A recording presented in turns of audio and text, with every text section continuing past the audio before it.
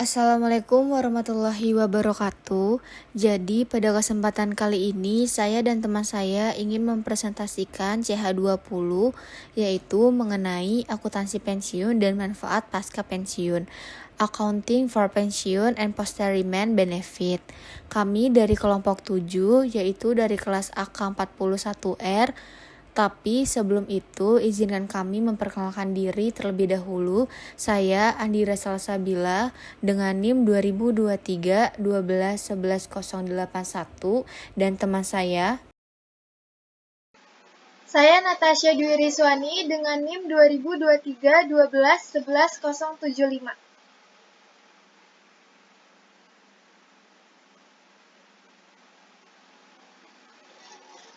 Nah, di sini kami akan mempresentasikan materi-materi yang berada pada bab 20, yaitu di sini terdiri dari 5 materi.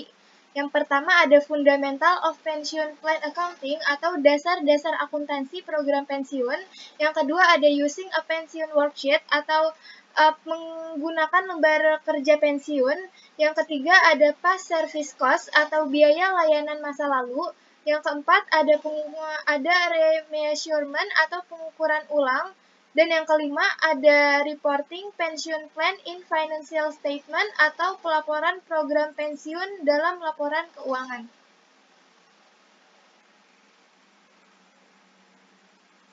Di sini ada preview of chapter dari bab 20 yang tadi sudah disebutkan bahwa di presentasi kali ini kami akan mempresentasikan 5 bagian dari bab ini yang terdiri dari poin-poin tersendiri yang terdapat di dalam setiap materinya.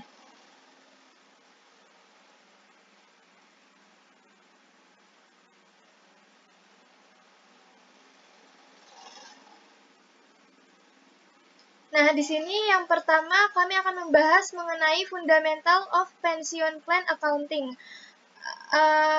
Di sini ada program pensiun, yaitu suatu pengaturan yang disediakan oleh pemberi kerja atau tunjangan kepada pensiunan pegawai atas jasa yang mereka lakukan di tahun kerja mereka. Akuntansi pensiun dapat dibagi dan diperlakukan secara terpisah sebagai akuntansi untuk pemberi kerja dan akuntansi dana pensiun. Di sini dilampirkan skema dalam pembayaran program pensiun akuntansi yang dimana perusahaan atau pemberi kerja adalah organisasi yang mensponsori program pensiun. Perusahaan menanggung biaya dan memberikan kontribusi kepada dana pensiun. Nah, pengertian dari dana pensiun atau program pensiun sendiri yaitu entitas yang menerima kontribusi dari pemberi kerja mengelola aset pensiun dan melakukan pembayaran manfaat kepada karyawan yang sudah pensiun. Dalam skema yang sudah ditampilkan di layar ini, ada 3 pihak, yaitu pihak pemberi kerja, pihak pengelola program pensiun, dan juga ada pihak karyawan pensiun.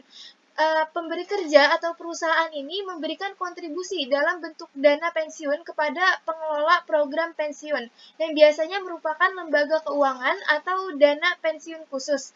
Dana yang dikumpulkan ini kemudian dikelola dan diinvestasikan untuk menghasilkan keuntungan jangka panjang. Setelah karyawan memasuki masa pensiun, mereka akan menerima pembayaran manfaat sebagai bentuk dan dana yang dikumpulkan ini kemudian dikelola dan diinvestasikan untuk menghasilkan keuntungan jangka panjang. Setelah karyawan memasuki masa pensiun, mereka akan menerima pembayaran manfaat ini sebagai bentuk apresiasi atas masa kerja mereka. Program ini membantu menciptakan stabilitas ekonomi bagi para pensiunan untuk memberikan sumber pendapatan yang berkelanjutan sehingga mereka tetap dapat memenuhi kebutuhan hidupnya setelah tidak lagi bekerja. Nah, rencana pensiun ini didanai ketika pemberi kerja melakukan pembayaran kepada lembaga pendanaan. Lembaga tersebut mengumpulkan aset dana pensiun dan melakukan pembayaran kepada penerima manfaat pada saat manfaat tersebut jatuh tempo.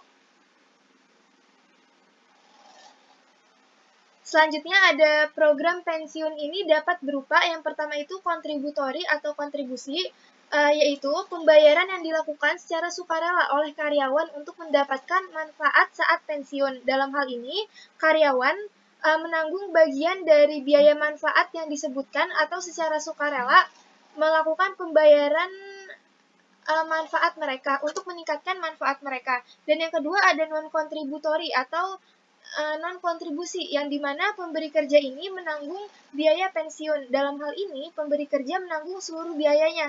Di beberapa negara, perusahaan merancang program pensiun mereka untuk mengambil keuntungan dari manfaat pajak penghasilan tertentu.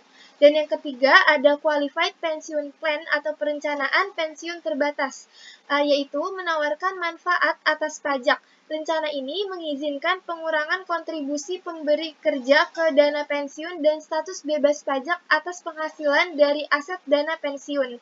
Dana pensiun harus terpisah secara entitas hukum dan entitas akuntansi, karena dana pensiun ini sebagai entitas yang terpisah menyelenggarakan pembukuan dan menyiapkan laporan keuangan, menyimpan catatan dan menyiapkan laporan keuangan untuk dana pensiun sebagai suatu aktivitas yang dikenal sebagai akuntansi untuk program imbalan kerja.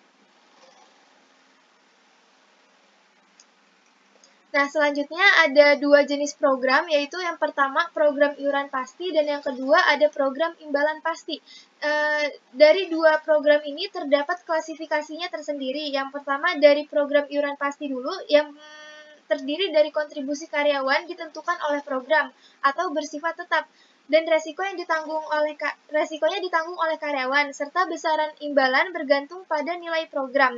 Untuk program iuran pasti, besaran manfaat pensiun yang akhirnya dikumpulkan oleh karyawan di bawah program ini tergantung pada beberapa faktor, seperti jumlah yang awalnya dikontribusikan ke dana pensiun, pendapatan yang terakumulasi dalam dana pensiun, dan perlakuan terhadap kehilangan dana yang disebabkan oleh pemutus hubungan kerja lebih awal.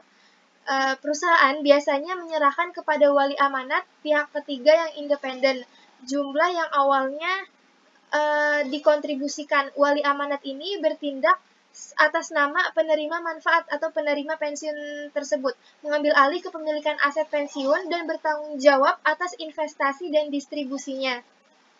Perwalian adalah terpisah dari pemberi kerja tadi, karena akuntansi untuk program iuran pasti ini bersifat langsung, yang dimana karyawan mendapat manfaat keuntungan atau resiko kerugian dari aset yang dikontribusikan ke program pensiun.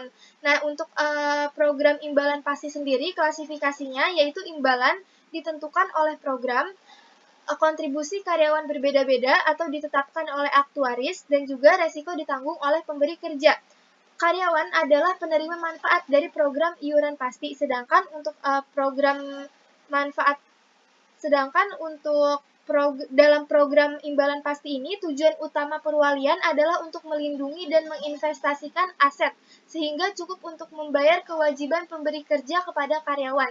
Secara bentuk, perwalian adalah entitas yang terpisah, sedangkan secara substansi, aset dan liabilitas adalah perwalian milik pemberi kerja. Artinya, selama program masih berjalan, pemberi kerja bertanggung jawab atas pembayaran imbalan pasti tanpa memperhatikan apa yang terjadi di dalam perwalian.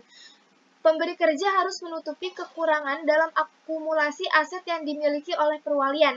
Di sisi lain, pemberi kerja dapat memperoleh kembali kelebihan yang terakumulasi dalam perwalian, baik melalui pengurangan pendanaan di masa depan atau melalui pengembalian dana itu sendiri. Untuk perusahaan ini bekerja sama dengan aktuaris untuk tujuan meyakinkan bahwa program pensiun merupakan hal yang tepat dan dalam melindungi kelompok karyawan.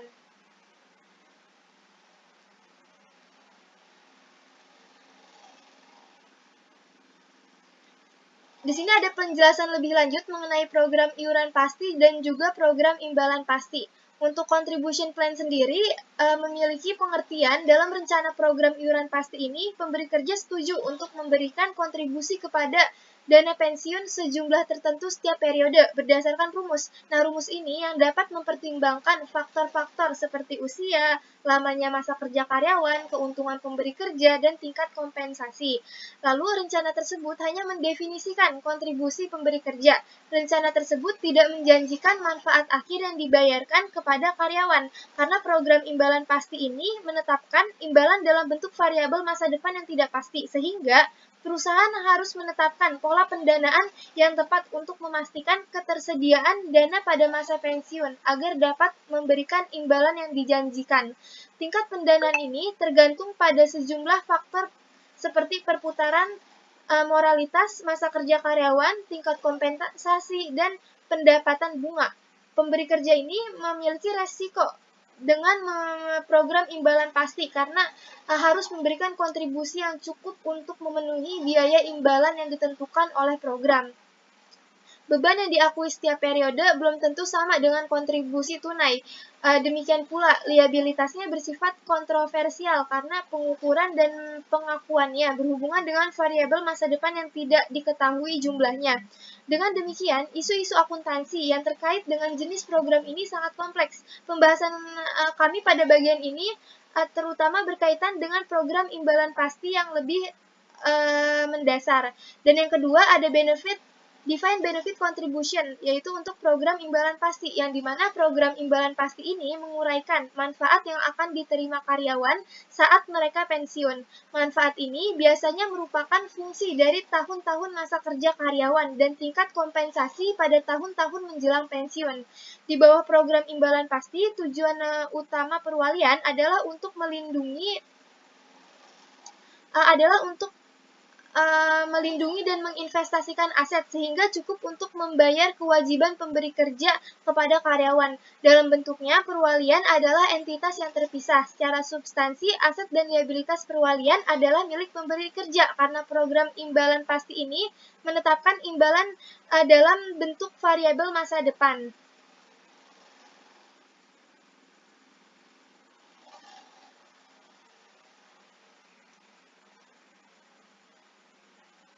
Selanjutnya ada peran aktuaris dalam program pensiun.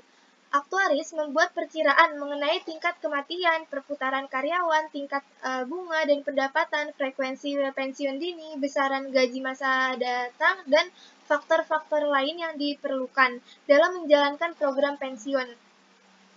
Aktuaris juga menghitung berbagai ukuran pensiun yang dapat memengaruhi laporan keuangan, seperti kewajiban pensiun, biaya tahunan untuk menjalankan program pensiun, dan biaya pengubahan program pensiun. Peran aktuaris dalam program ini, masalah yang terkait dengan program pensiun melibatkan pertimbangan matematis yang cukup rumit. Oleh karena itu, perusahaan melibatkan aktuaris untuk memastikan bahwa program pensiun mereka sesuai dengan kelompok karyawan yang ditanggung. Aktuari sendiri memiliki pengertian sebagai individu yang dilatih melalui program sertifikasi yang panjang dan ketat untuk menentukan probabilitas kejadian di masa depan dan dampak keuangannya bagi perusahaan mereka. Industri asuransi mempekerjakan aktuaris untuk menilai resiko dan memberikan saran mengenai penerapan premi dan aspek-aspek lain dari polis asuransi. Perusahaan sangat bergantung pada aktuaris untuk bantuan dalam mengembangkan, mengimplementasikan, dan mendanai dana pensiun itu sendiri. Selanjutnya, mengenai mengukur liabilitas. Di sini ada pendekatan alternatif yang bisa dilihat bahwa ada 3 bagian dari pendekatan alternatif ini. Yang pertama itu ada Phased Benefit Obligation atau FBO, yang kedua ada Accumulated Benefit Obligation atau ABO, dan yang ketiga ada Defined Benefit Obligation atau DBO. Nah, kewajiban pensiun karyawan adalah kewajiban kompensasi yang ditangguhkan yang dimiliki oleh para karyawan atas masa kerja mereka sesuai dengan syarat yang ditentukan dalam program pensiun. Untuk mengukur liabilitas ini, muncul 2 pertanyaan. Yang pertama, apakah kewajiban pensiun yang harus dilaporkan oleh perusahaan dalam laporan anggaran? Dan pertanyaan kedua, berapakah beban pensiun untuk suatu periode? Untuk mengukur liabilitas pensiun ini, merupakan aspek penting dalam pelaporan keuangan perusahaan, terutama dalam menentukan kewajiban jangka panjang terhadap karyawan yang akan pensiun. Kewajiban pensiun ini adalah tanggung jawab perusahaan untuk membayar kompensasi yang telah dijanjikan kepada karyawan setelah mereka memasuki masa pensiun. Kewajiban ini harus dicatat dalam laporan keuangan sebagai bagian dari liabilitas perusahaan karena mencerminkan dana yang perlu disiapkan untuk memenuhi hak pensiun sesuai dengan ketentuan program pensiun yang berlaku. Dalam mengukur kewajiban pensiun sendiri, terdapat beberapa pendekatan alternatif seperti yang tadi sudah disebutkan, yaitu ada Phased Benefit Obligation atau FBO, lalu Accumulated Benefit Obligation atau ABO, dan Defined Benefit Obligation atau DBO.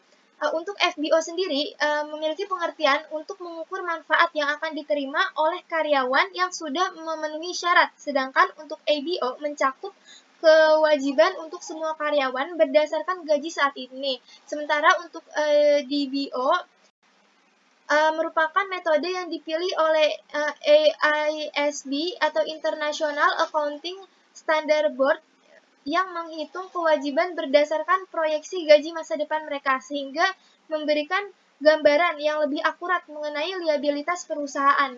Untuk beban pensiun yang harus dilaporkan dalam suatu periode dihitung berdasarkan kontribusi perusahaan terhadap um,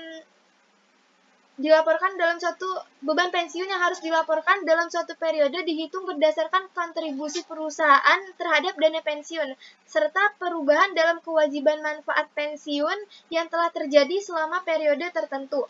Faktor-faktor seperti perubahan asumsi aktuaria, tingkat bunga diskonto, dan pertumbuhan gaji karyawan dapat mempengaruhi perhitungan ini juga. Oleh karena itu, perusahaan perlu menerapkan kebijakan akuntansi yang sesuai untuk mencatat dan melaporkan kewajiban pensiun secara transparan agar pemangku kepentingan itu dapat memahami dampaknya terhadap kondisi keuangan perusahaan.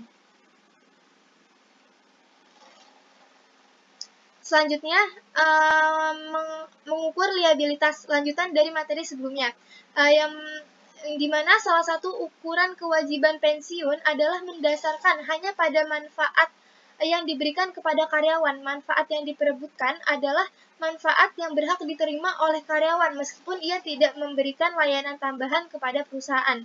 Sebagian besar program pensiun mensyaratkan jumlah minimum tahun kerja tertentu kepada pemberi kerja sebelum karyawan mencapai status imbalan vested. Perusahaan menghitung kewajiban imbalan vested dengan hanya menggunakan imbalan vested pada tingkat gaji saat ini.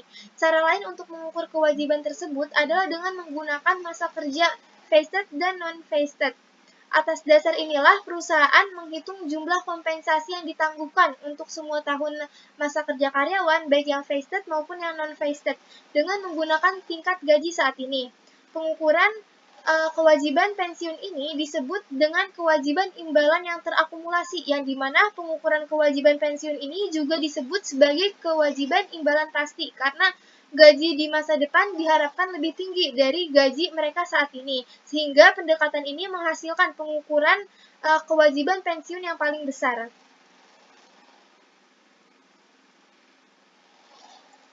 Selanjutnya, mengenai kewajiban aset neto imbalan pasti, yaitu defisit atau surplus yang terkait dengan program pensiun pasti.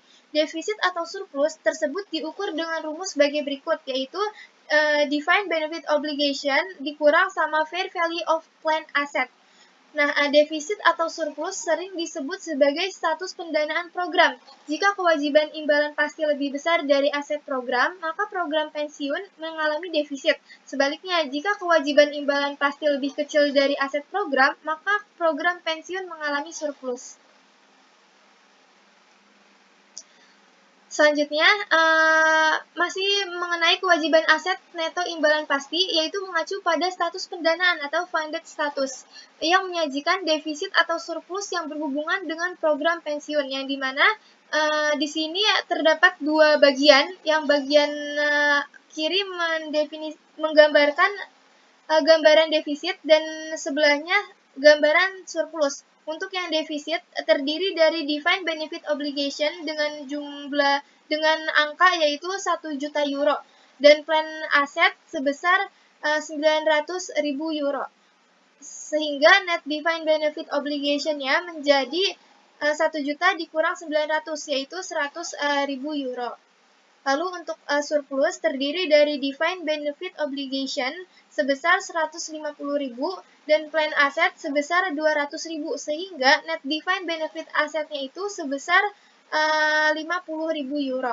Pendanaan adalah pengalihan aset kepada entitas atau dana yang terpisah dari entitas pemberi kerja untuk memenuhi kewajiban masa depan untuk pembayaran manfaat purnakarya.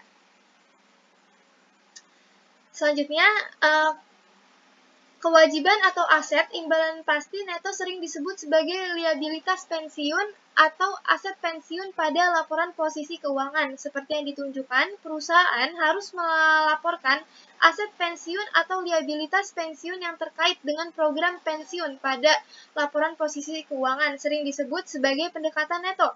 Sebagai ilustrasi, diasumsikan bahwa pada akhir tahun Acer, SPA memiliki kewajiban imbalan pasti sebesar 4 juta euro dan aset program sebesar 3.700.000 euro. Dalam hal ini, Acer melaporkan 300.000 euro. Yang 300.000 ini berasal dari 4 juta euro dikurang 3.700.000 euro, sehingga hasilnya 300.000 euro. Dan liabilitas pensiun ini akan dilaporkan dalam laporan posisi keuangan. Beberapa pihak berpendapat bahwa perusahaan harus melaporkan secara terpisah kewajiban imbalan pasti dan aset program pada laporan posisi keuangan, sehingga pendekatan ini sering disebut sebagai pendekatan bruto. Akan melaporkan kewajiban imbalan pasti Acer sebesar 4 juta untuk tadi program pendekatan brutonya dan aset program sebesar 3.700.000. Pada laporan posisi keuangan, EISB tidak setuju dan menunjukkan bahwa saling hapus atas jumlah-jumlah ini tidak konsisten dengan standarnya tentang kapan aset dan kewajiban harus saling dihapuskan. Selanjutnya, di sini ada pelaporan perubahan dalam kewajiban aset neto imbalan pasti. Bagian ini membahas bagaimana perubahan dalam kewajiban aset neto imbalan pasti dilaporkan. IASB menetapkan bahwa seluruh perubahan dalam aset dan kewajiban program imbalan pasti yang terjadi pada periode berjalan diakui sebagai penghasilan kompresif atau comprehensive income. Selanjutnya, perusahaan harus melaporkan perubahan yang muncul dari perbedaan elemen pada aset dan liabilitas pensiun dalam suatu bagian berbeda pada laporan penghasilan kompresif. Different section of the statement of comprehensive income bergantung pada kondisinya. Selanjutnya, di sini ada pelaporan perubahan dalam kewajiban aset. Bagian ini melanjutkan pembahasan pelaporan perubahan dalam kewajiban aset dan menyajikan ilustrasi visual yaitu 20.5. Nah, poinnya ini di masa lalu, perusahaan melaporkan seluruh perubahan dalam liabilitas pensiun dalam laporan laba rugi komprehensif menggunakan segmentasi tambahan dalam liabilitas pensiun, memberikan transparansi tambahan mengenai sifat dari biaya-biaya ini. Ketiga komponen tersebut adalah sebagai berikut. Yang pertama, ada biaya jasa pensiun atau service cost, yaitu kemungkinan besar akan dilaporkan dalam laba rugi. Selanjutnya, ada bunga neto atau net interest, kemungkinan besar akan dilaporkan dalam laba rugi, terdiri dari bunga atas kewajiban imbalan pasti dikurangi bunga atas aset program. Selanjutnya, ada pengukuran kembali akan dilaporkan dalam penghasilan kompresif lain atau other comprehensive income. Ini mencerminkan perubahan dalam nilai kini kewajiban imbalan pasti dan nilai wajar aset program yang disebabkan oleh pengalaman yang berbeda dari asumsi sebelumnya. Dan perubahan dalam asumsi aktuaria. Nah, di sini kan di dalam ilustrasi 20.5 juga udah terlihat ya ada 3 komponen biaya pensiun, ada service cost, net interest, sama yang terakhir ada pelaporan dalam laba rugi atau pelaporan dalam pengukuran kembali. Nah, selanjutnya di sini masih dalam pelaporan perubahan dalam kewajiban aset. Yang pertama ada service cost atau biaya layanan. Untuk menentukan biaya jasa kini dan kenaikan terkait dalam kewajiban imbalan pasti, perusahaan harus yang pertama menerapkan metode penilaian aktuarial. Yang kedua, mengaitkan imbalan dengan periode jasa. Yang ketiga, membuat asumsi aktuarial. Dalam menerapkan metode penilaian aktuarial, IASB menyimpulkan perusahaan harus mempertimbangkan tingkat kompensasi masa depan dalam mengukur kewajiban saat ini dan biaya pensiun berkala. Jika formula manfaat masa kini dan beban pensiun berkala jika formula manfaat program memasukkannya. Perusahaan harus mempertimbangkan level kompensasi masa datang dalam mengukur kewajiban kini dan beban pensiun periodik.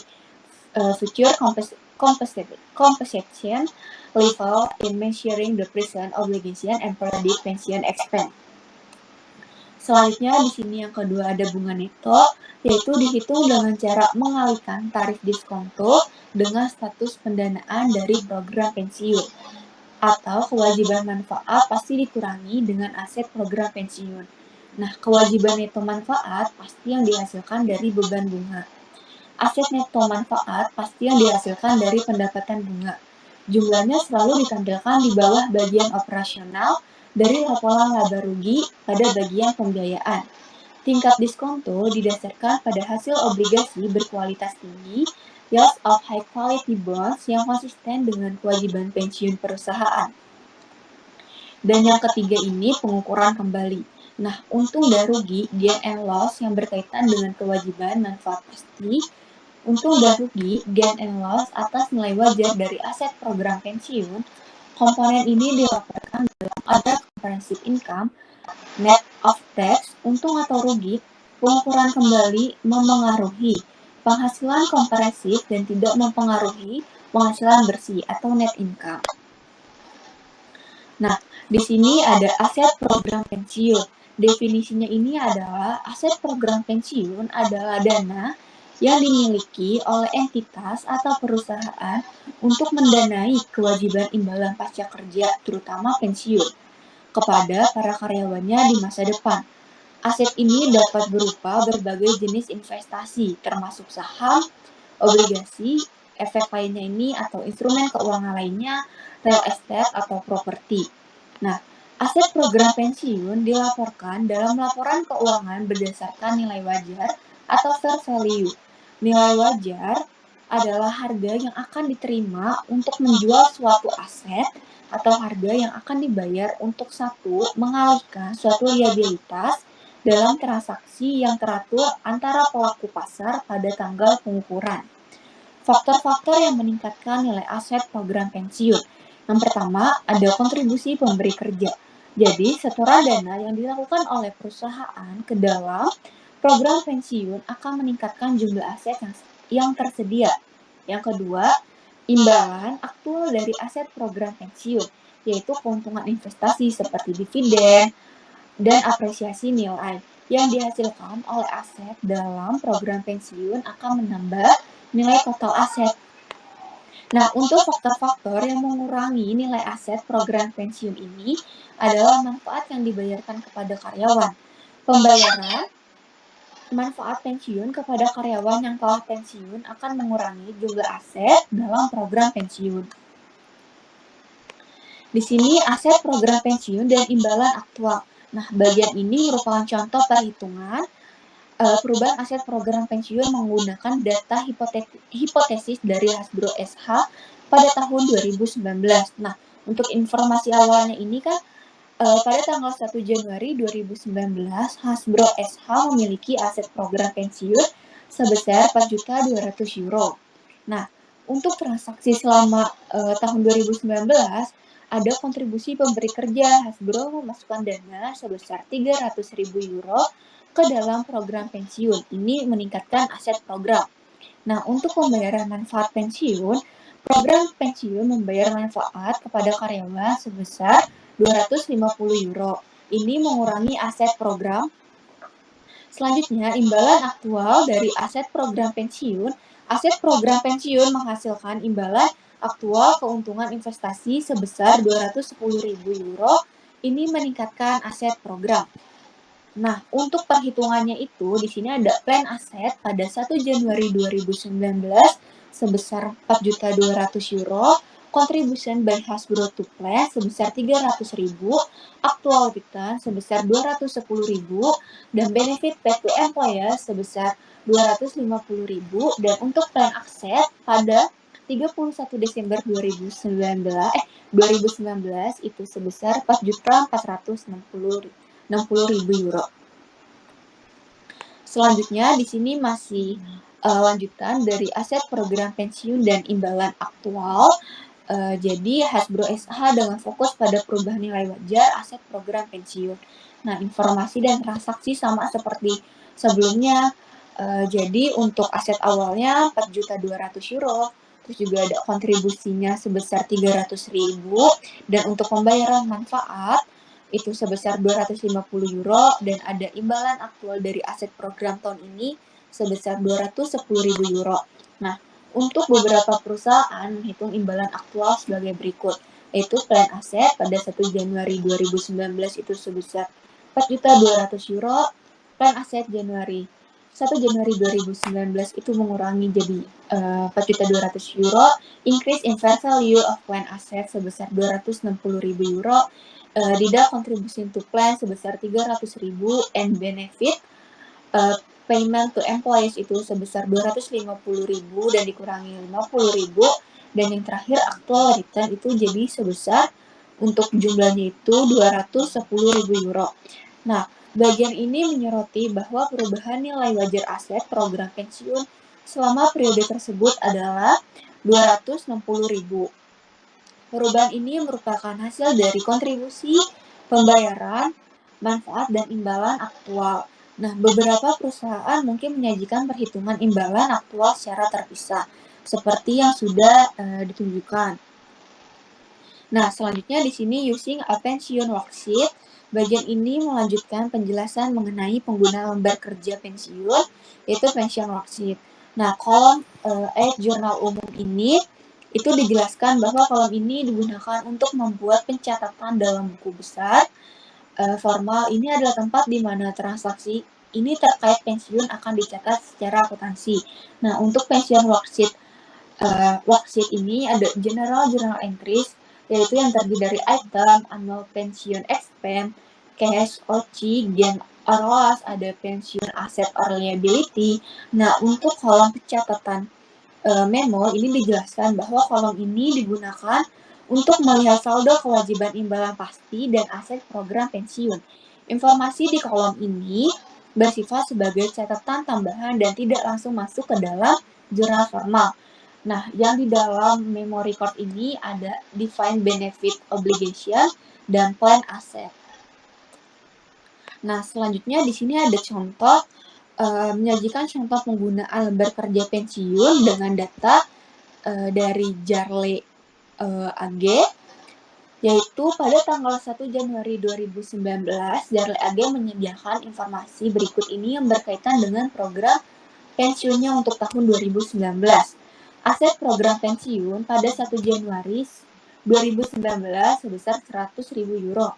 Nah, untuk kewajiban imbalan pasti pada 1 Januari 2019 sebesar 100.000 euro, untuk biaya layanan tahunan sebesar 9.000 euro, dan tingkat diskontonya itu sebesar 10%, dan kontribusi pendanaan sebesar 8.000 euro. Nah, manfaat yang dibayarkan kepada karyawan yang pensiun selama tahun berjalan ini sebesar 7.000 euro.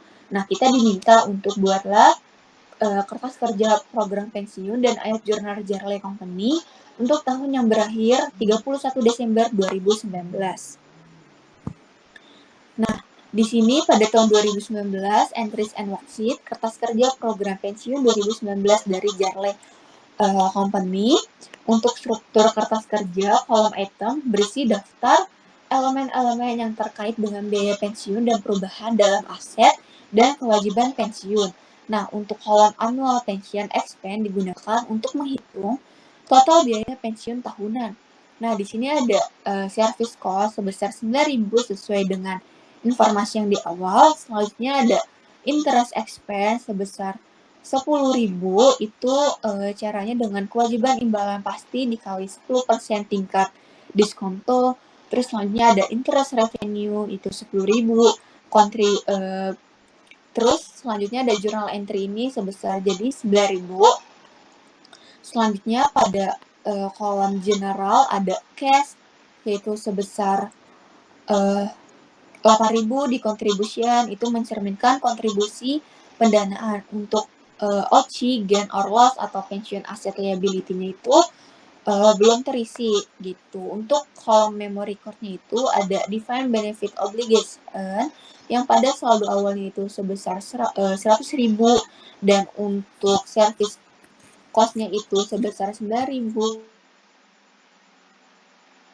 expense sebesar 10.000, dan benefit sebesar 7.000. Jadi untuk pada bulan Desember, pada tanggal 31 Desember 2019 itu dengan jumlah 112.000.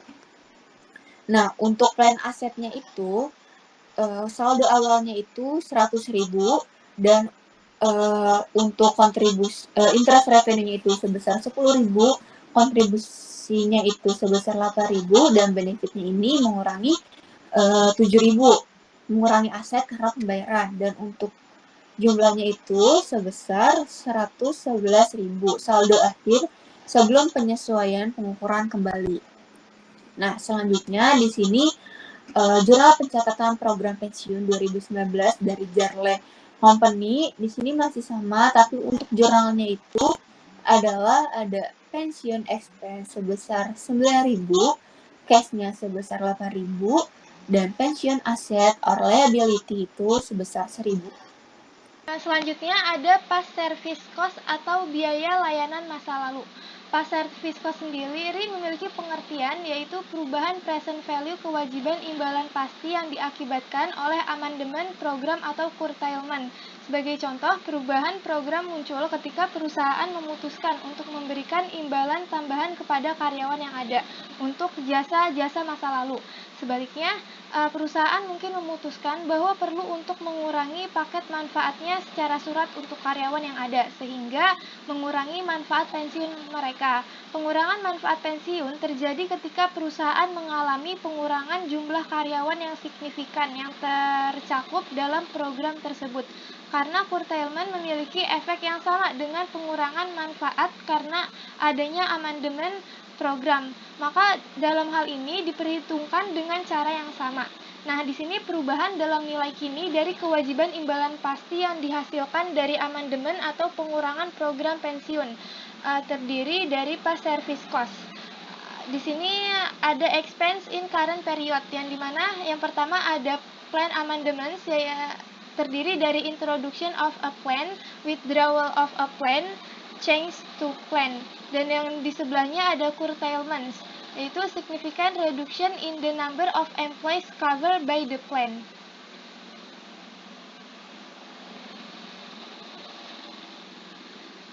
Selanjutnya, lanjutan dari slide sebelumnya. Di sini ada types of past service cost. Akuntansi untuk biaya jasa lalu adalah langsung membebankan biaya jasa lalu pada periode amandemen atau curtailment. Akibatnya, kenaikan atau penurunan yang substansial pada beban pensiun dan kewajiban imbalan pasti sering terjadi ketika amandemen atau curtailment program terjadi, karena biaya jasa kini dan biaya jasa lalu berhubungan langsung dengan pekerjaan.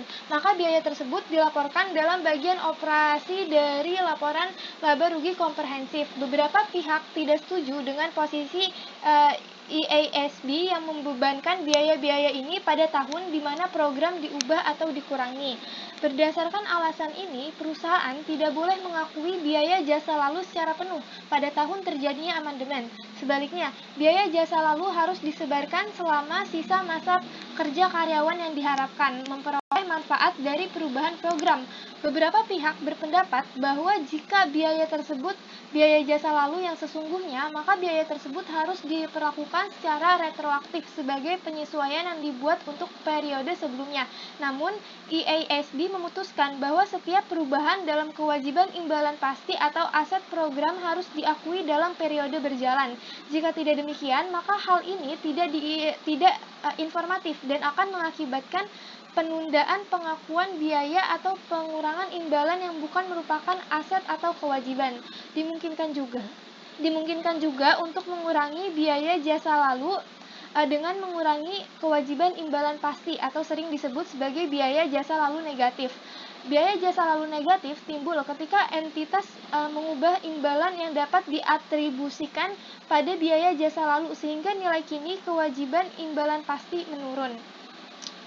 Dalam hal ini, beban pensiun berkurang. Penyesuaian biaya jasa lalu yang positif, yaitu peningkatan beban pensiun, dan juga negatif atau penurunan beban pensiun ditangani dengan cara yang sama, yaitu beban pensiun harus segera disesuaikan. Nah, di sini ada 2020 entries and worksheet. Contohnya itu pada 1 Januari 2020 Zarle AG melakukan amandemen program pensiun yang memberikan manfaat layanan masa lalu kepada para karyawan dengan nilai kini sebesar 81.600 euro. Fakta tambahan berikut ini digunakan dalam program pensiun perusahaan tahun 2020, yaitu biaya layanan tahunan sebesar 9.500 euro, tingkat diskontonya 10%, kontribusi pendanaan tahunannya sebesar 20.000 euro, manfaat yang dibayarkan kepada para karyawan yang selama tahun berjalan sebesar 8.000 euro. Diminta buatlah kertas kerja dan jurnal pencatatan program pensiun Zarle Company untuk tahun yang berakhir 31 Desember 2020. Selanjutnya di sini ada gambaran kertas kerja program pensiun tahun 2020 dari Zarle Company yang tadi diminta pada soal. Nah, fokus utama dari kertas kerja ini adalah untuk mencatat jurnal umum yang terkait dengan program pensiun serta mencatat memo terkait kewajiban manfaat pasti dan aset program pensiun. Pada bagian kiri kita melihat format jurnal umum dengan kolom-kolom seperti beban pensiun tahunan, terus juga ada kas, keuntungan kerugian OC atau other comprehensive income, dan aset atau kewajiban pensiun. Nah, sedangkan untuk di bagian kanannya terdapat memang untuk mencatat yang bagian memo record, yang dimana terdiri dari defined benefit obligation dan juga terdiri dari aset plan aset. Nah, beberapa item transaksi yang dicatat dalam jurnal umum meliputi saldo awal 1 Januari 2020, biaya jasa, beban bunga, pendapatan bunga, kontribusi, dan manfaat yang dibayarkan. Selain itu, terdapat catatan khusus untuk penyesuaian PAC atau Prior Service Cost tambahan di tahun 2020. Pada bagian bawah slide terdapat perhitungan sederhana untuk kewajiban dan aset program pensiun, yaitu 10% dari masing-masing saldo. Hasil perhitungan menunjukkan adanya kewajiban bersih sebesar 80.360 dolar. Informasi dalam kertas kerja tadi sangat penting untuk memahami posisi keuangan program pensiun Zarle Company pada tahun 2020. Jurnal umum memberikan gambaran mengenai transaksi-transaksi yang mempengaruhi beban pensiun dan arus kas. Sementara memo memberikan informasi mengenai status kewajiban dan aset program pensiun. Analisis lebih lanjut dari data worksheet ini akan memungkinkan perusahaan untuk membuat keputusan yang tepat terkait pengelolaan program pensiun di masa depan.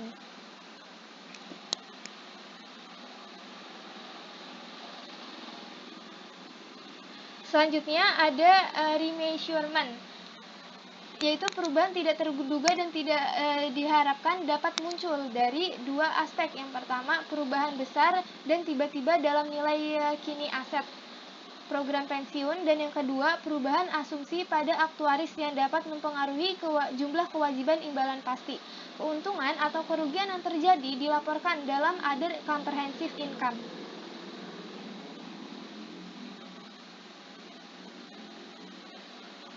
Selanjutnya ada asset gain and loss.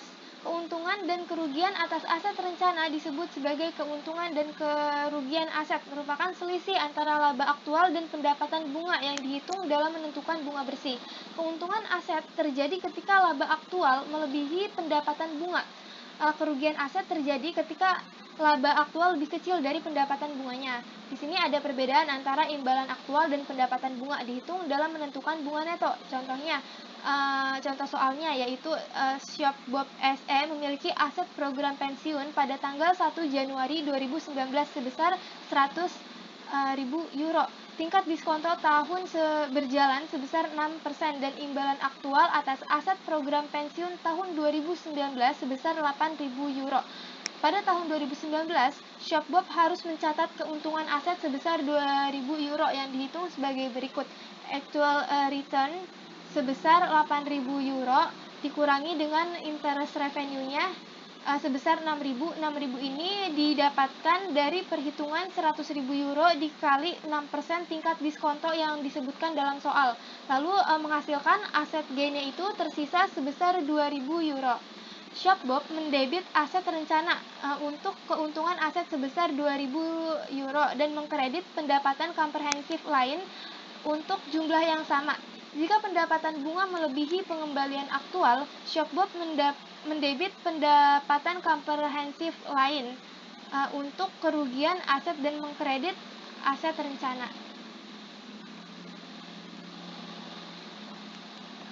Lanjutan dari slide sebelumnya, di sini aktuaris membuat asumsi mengenai hal-hal seperti tingkat kematian, tingkat pensiun, tingkat turnover, tingkat cacat, dan jumlah gaji. Setiap perubahan asumsi aktuaria ini mempengaruhi jumlah kewajiban imbalan pasti. Jarang sekali pengalaman aktual bertepatan dengan prediksi aktuaria. Keuntungan atau kerugian dari perubahan kewajiban imbalan pasti disebut keuntungan dan kerugian liabilitas. Perusahaan melaporkan keuntungan kewajiban akibat penurunan saldo kewajiban yang tidak terduga dan kerugian kewajiban akibat kenaikan saldo kewajiban yang tidak terduga. Dalam pendapatan komprehensif lain, perusahaan menggabungkan keuntungan dan kerugian liabilitas dalam akun pendapatan komprehensif lain yang sama yang digunakan untuk keuntungan dan kerugian aset. Mereka mengakumulasi keuntungan dan kerugian aset dan liabilitas dari tahun ke tahun dalam akumulasi pendapatan komprehensif lain. Jumlah ini dilaporkan pada laporan posisi keuangan pada bagian ekuitas.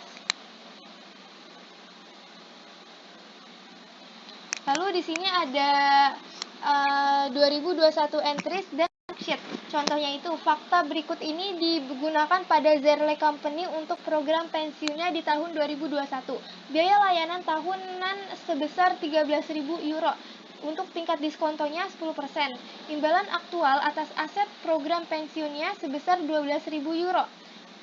Lalu untuk kontribusi pendanaan sebesar 24.000 euro.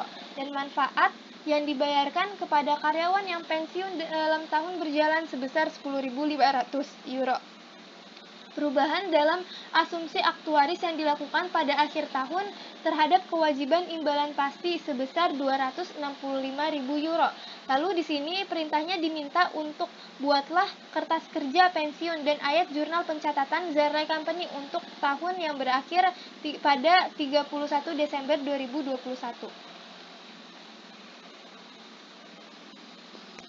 Nah, di sini ada kertas kerja yang menggambarkan program pensiun tahun 2021 pada Zerle Company. Dilihat di sisi sebelah kirinya ada bagian untuk General Journal Entry dan di sisi sebelah kanannya untuk memo record. Untuk General Journal Entry-nya ini terdiri dari annual pension expense, lalu ada cash, dan juga ada OCI atau other comprehensive income gain or loss, dan ada juga pensiun aset atau liability. Sedangkan untuk memo recordnya ini terdiri dari defined benefit obligation dan juga plan asset. Pada tanggal 1 Januari 2021, di sisi bagian pensiun aset atau liability-nya ini diisi sebesar 80.360. Diisi sebesar 80.360. Lalu untuk defined benefit obligation ya sebesar 214.460. Nah, selisih dari 214.000 sama 214.460 ini dikurangin sama 80.360, hasilnya ditaruh di plan aset sebesar 134.100. Lalu ada service cost sebesar 13.000 dicatat pada annual pension expense dan juga dicatat pada defined benefit obligation sebesar 13.000. Lalu ada interest expense sebesar 21.446 pada kolom annual pension expense dan juga dicatat pada defined benefit obligation-nya 21.446. Lalu ada interest revenue sebesar 13.410. Dicatat di sisi annual pension expense. Lalu untuk memo record-nya ini dicatat pada kolom bagian plan asset sebesar 13.410 euro. Lalu untuk contribution-nya dicatat pada sisi sebelah cash sebesar 24.000 dan pada memo record-nya dicatat pada plan asset sebesar 24.000. Lalu untuk benefit-nya dicatat pada memo record sebesar 10.500 pada defined benefit obligation dan juga mengurangi plan aset sebesar 10.500. Lalu untuk aset loss-nya itu sebesar 1.410 dicatat pada kolom bagian other comprehensive income dan juga dicatat pada memory record di kolom plan aset sebesar 1.410. Lalu untuk liability loss-nya juga dilakukan pencatatan sebesar 26.594 pada kolom other comprehensive income dan juga pada memory record-nya ini dicatat pada kolom defined benefit obligation-nya sebesar angka yang tercantum. Lalu untuk journal entry-nya ini total untuk annual pension expense-nya sebesar 21.036 dan untuk cash-nya sebesar 24.000, untuk other comprehensive income-nya 28.004 dan pension asset liability-nya 25.040. Untuk akumulasi other comprehensive income pada tanggal 31 Desember 2020 yaitu di 31 Desember 2021-nya dengan total other comprehensive income 28.004 dan juga untuk pension asset liability-nya sebesar 105.400. Lalu untuk bagian memory record-nya ini pada kolom DBO-nya sebesar 265.000 dan untuk plan asetnya sebesar 159.600. Sehingga net liability-nya sebesar 105.400.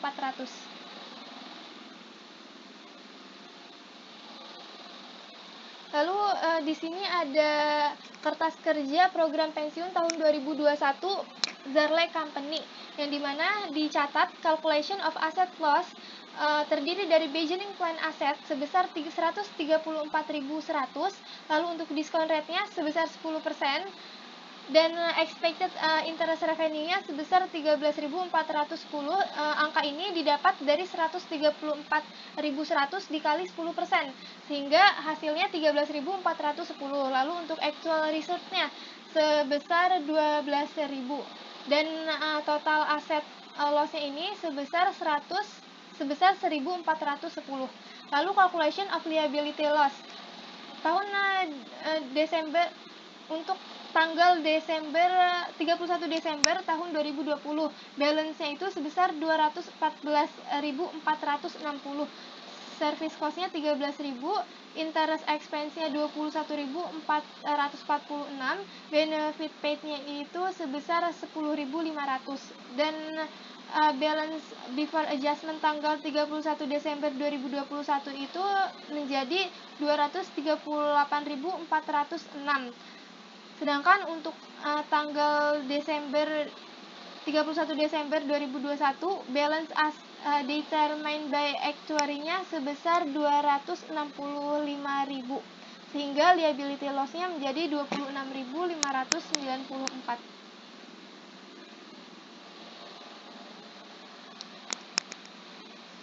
Selanjutnya, di sini ada jurnal pencatatan program pensiun tahun 2021 untuk Zarley Company, yang dimana ini merupakan gambaran dari slide sebelumnya yang sudah dijelaskan, yang menunjukkan jurnal entry-nya itu menjadi pension expense sebesar 21.036, lalu other comprehensive income-nya di debit juga sebesar 28.004 euro dan cash-nya ini sebesar 24.000, sedangkan pension asset liability-nya 25.040 pada sisi sebelah kredit.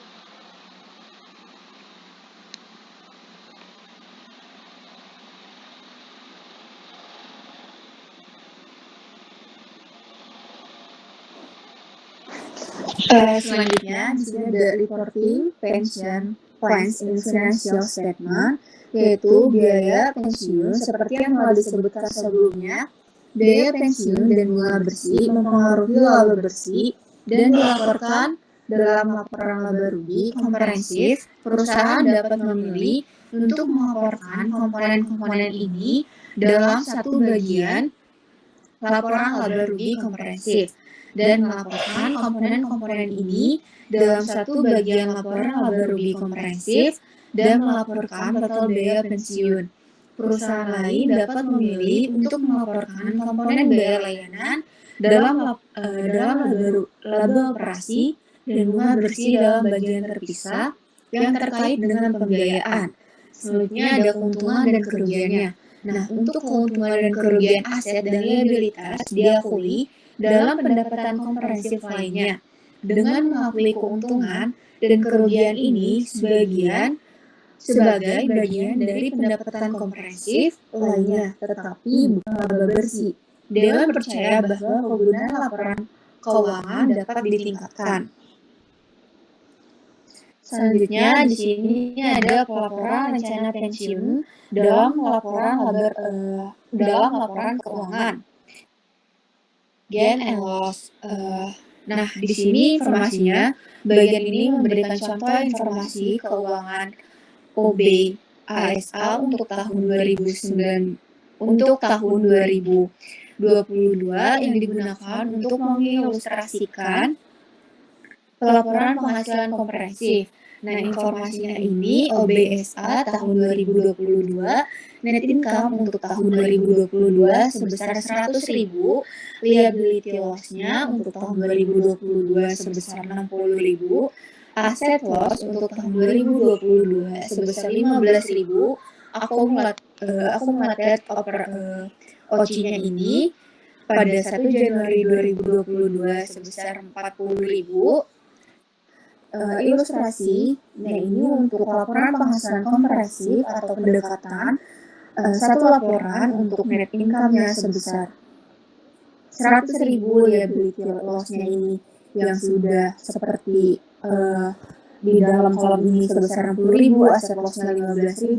Nah, untuk total komprehensifnya ini sebesar 75.000 ini dari 100.000 dikurangi sama.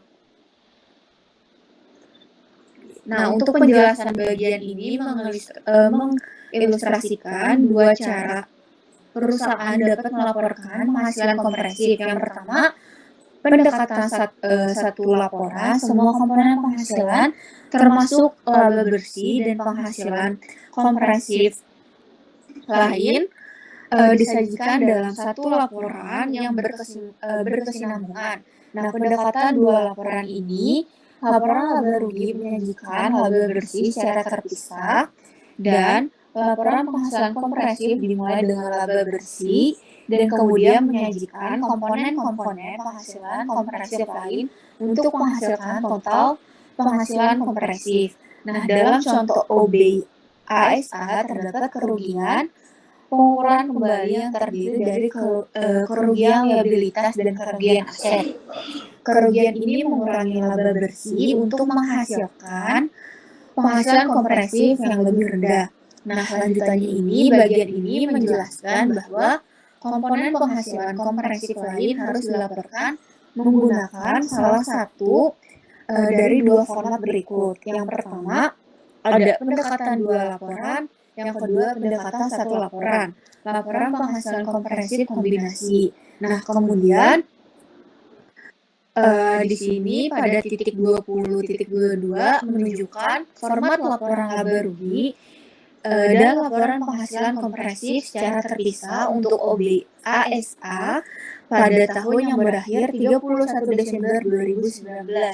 Ini pada dasarnya adalah pengulangan dari ilustrasi yang 20.21 tadi. Nah, untuk komprehensif income statement pada 31 Desember 2019 ini terdapat net income yang sebesar 100.000 euro untuk other comprehensive loss-nya ini, liability loss-nya sebesar 60.000 euro, untuk aset loss-nya ini sebesar 15.000 euro. Nah, ketika dijumlah itu menjadi 75.000. Nah, untuk comprehensive income-nya ini dari 100.000 euro, net income dikurangi dengan aset loss-nya ini sebesar 75.000, jadi jumlahnya itu 25.000. Nah, pada bagian ini menekankan pilihan format pelaporan penghasilan komprehensif dan kembali menyajikan contoh pendekatan dua laporan. Nah, untuk selanjutnya ini Bagian ini menunjukkan bagaimana akumulasi penghasilan komprehensif lain atau accumulated other comprehensive income (OCI) dilaporkan dalam laporan posisi keuangan neraca. Nah, informasi akumulasi OCI OB ASA ini pada accumulated other comprehensive income pada 1 Januari 2019 sebesar 40.000 euro, other comprehensive loss-nya ini sebesar 75.000,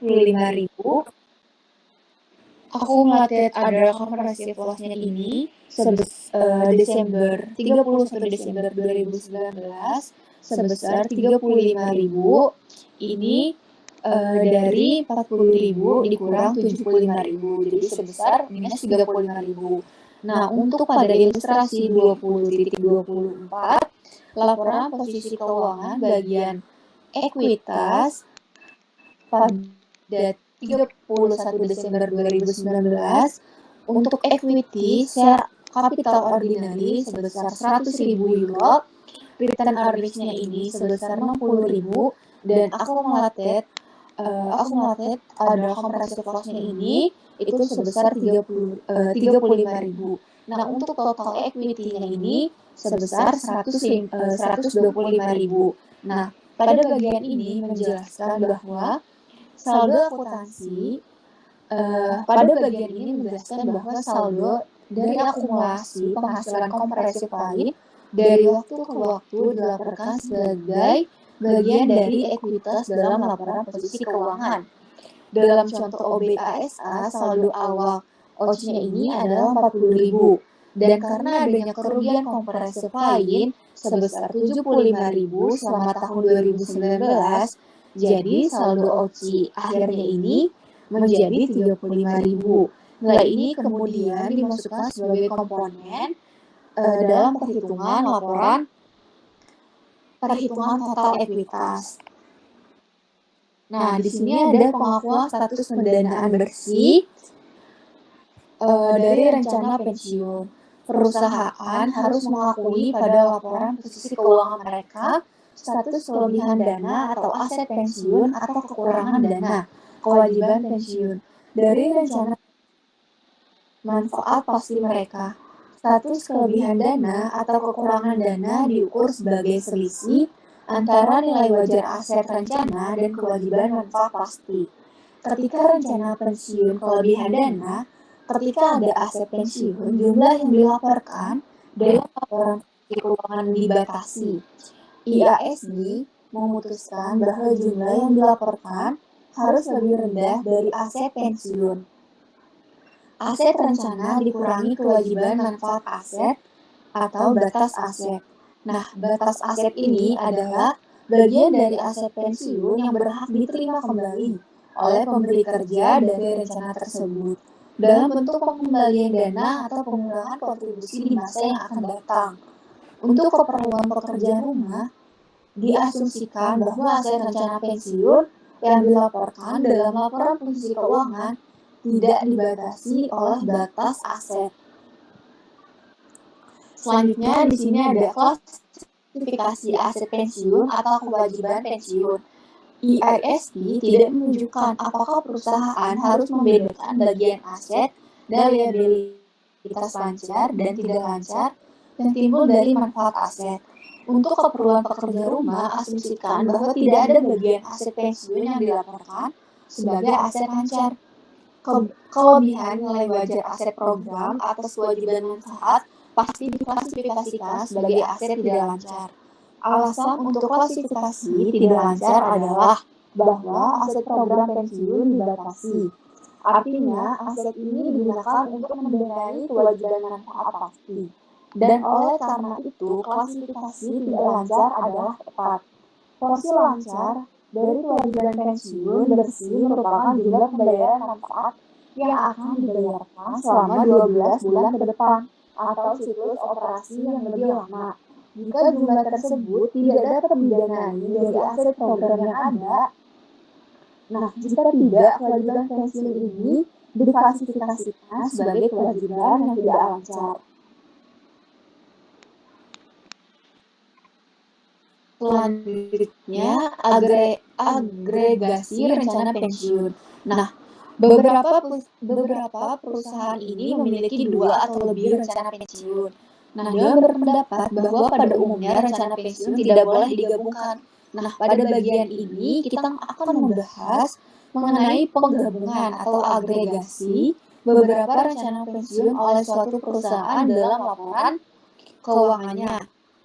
Nah, pada poin utamanya ini, ada beberapa perusahaan mungkin memiliki 2 atau lebih rencana pensiun.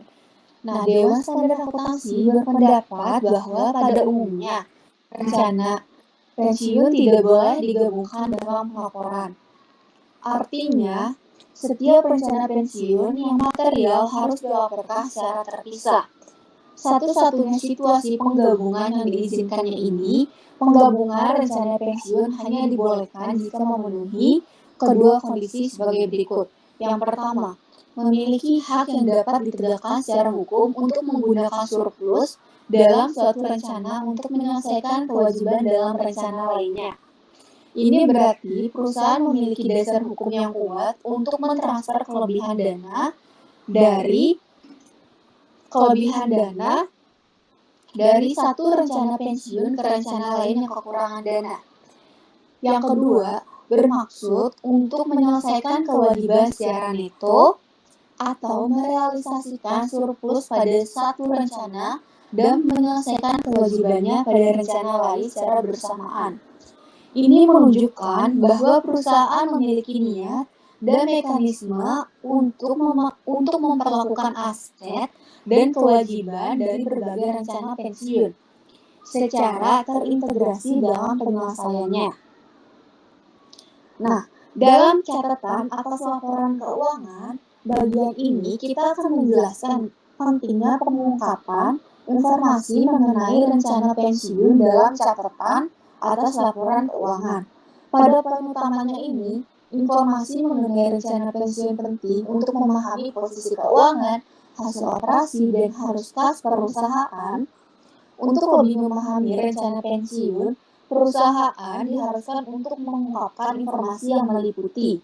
Pertama, menjelaskan karakteristik rencana manfaat pasti dan resiko yang terkait dengannya. Ini mencakup penjelasan mengenai jenis rencana pensiun, siapa yang menanggung risiko investasi dan aktuaria, bagaimana manfaat pensiun ditentukan, dan faktor-faktor lain yang relevan.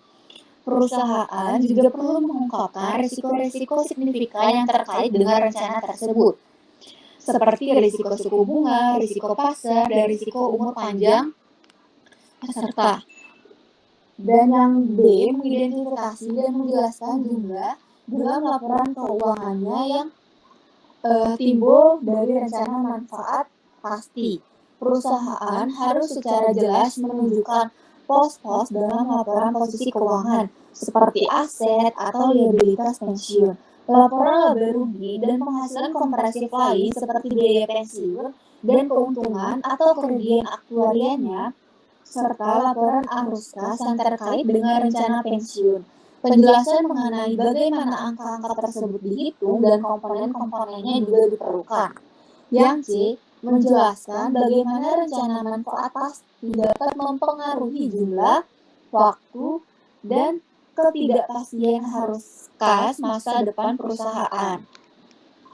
Ini mencakup diskusi mengenai perkiraan kontribusi di masa depan kepada rencana pensiun, potensi dampak perubahan asumsi aktuaria terhadap arus kas, dan bagaimana resiko-resiko yang terkait dengan rencana pensiun dapat mempengaruhi likuiditas dan solvabilitas perusahaan di masa depan. Selanjutnya di sini ada house share volatility. Artikel ini membahas perubahan akuntansi untuk imbalan pasca kerja, terutama pada pensiun yang timbul dari amandemen IAS 19 atau imbalan kerja yang berlaku efektif pada tahun 2013.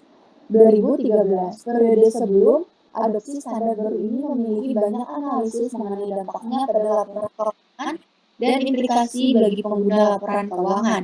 Nah, tabel yang disajikan merangkum beberapa dampak akuntansi utama dan konsekuensinya baik yang baik atau maupun yang buruk. Nah, untuk tabelnya ini tabel ini membandingkan dampak akuntansi atau pelaporan keuangan dengan konsekuensi dari perubahan standar.